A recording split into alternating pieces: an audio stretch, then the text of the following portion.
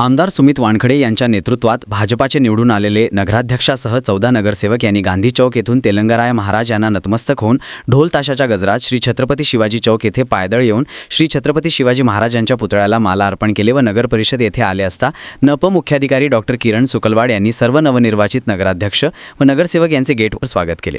तसेच या सोहळ्याला मंचावर नप मुख्याधिकारी डॉक्टर किरण सुकलवाड, आमदार सुमित वानखडे, नवनिर्वाचित नगराध्यक्षा सौ स्वाती प्रकाश गुल्हाने, महानगराध्यक्ष डॉक्टर वसंतराव गुल्हाने, महानगराध्यक्ष प्रशांत सव्वालाखे, भाजपा शहराध्यक्ष राहुल गोडबोले, गटनेता संजय थोरात, राष्ट्रवादी काँग्रेस अजित पवार गटाचे दिलीप पोटफोडे, भारतीय राष्ट्रीय काँग्रेसचे विरोधी पक्षनेते प्राध्यापक पंकज वाघमारे, ॲड सौ क्षितिजा सुमित वानखडे हे प्रामुख्याने उपस्थित होते।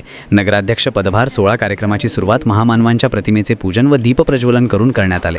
तसेच सर्व मान्यवरांच्या उपस्थितीत नप मुख्याधिकारी डॉक्टर किरण सुकलवाड यांचे हस्ते नवनिर्वाचित नगराध्यक्षासह सर्व नगरसेवकांचे भारताचे संविधान, प्रतिमा व पुष्पगुच्छ देऊन स्वागत केले। तसेच आर्वीकर जनतेने माझ्या नेतृत्वावर विश्वास ठेवून 14 भाजपच्या उमेदवारांवर विश्वास टाकून विकासात्मक दृष्टिकोन ठेवून जी जबाबदारी दिली त्या विश्वासाला तडा जाऊ देणार नाही असे यावेळी आमदार सुमित वानखडे यांनी भाषणातून सांगितले। तसेच माजी नगराध्यक्ष वसंतराव गुल्हाणे यांनी सर्व नवनिर्वाचित नगराध्यक्ष व नगरसेवकांना मनपूर्वक शुभेच्छा दिल्या। तसेच विरोधी पक्षनेते भारतीय राष्ट्रीय काँग्रेसचे पंकज वाघमारे यांनी मी विरोधी पक्षनेता जरी असलो तरी आर्वीच्या विकास कामात मला कुठलाही विरोध नाही, मी नगराध्यक्ष व आर्वीच्या विकासासोबत आहे असे भाषणातून सांगितले।